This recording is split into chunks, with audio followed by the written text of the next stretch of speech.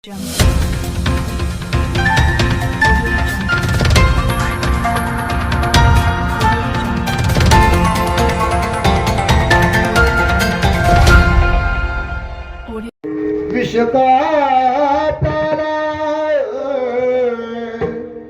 राजाजीने भेजा लाखभर विष बापानं त्या मुलीला मारण्याकरता पाठवलं. तेही वेड होऊन परमार्थ करणारी मुलगी होती.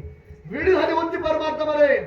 हातामध्ये विषाचा ग्लास घेतला बरोबर ते विष न राहता अमृत बनलं की वेड होऊन भजन करण्याचे परिणाम आहे. वेड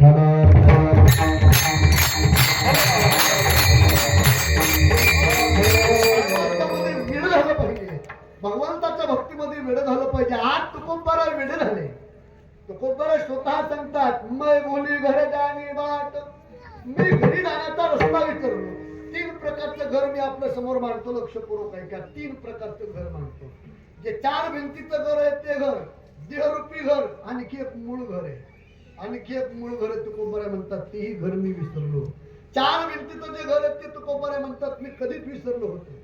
देहरूपी घर हेही मी कधीच विसरलो होतो. देहावरती उदास मी होतो. पण मूळ जे घर आहे पुनरपि जननम पुनरपि मरणम पुनरपि जननी तपले जगतम. हे जे पुन्हा पुन्हा जन्म येणे पुन्हा पुन्हा मरणे हे किती वेळा जन्म यावे किती व्हावे पतित हे सुद्धा आपलं मूळ घर आहे. हे आपण विसरायला तयार नाही. आपण सोडायला तयार नाही. पण तुकोबारा म्हणतात मी त्याला आता विसरलो. आजपर्यंत जे जे झाले अवतार तुका त्याचे मी अवतार घेतले जन्माला आलो.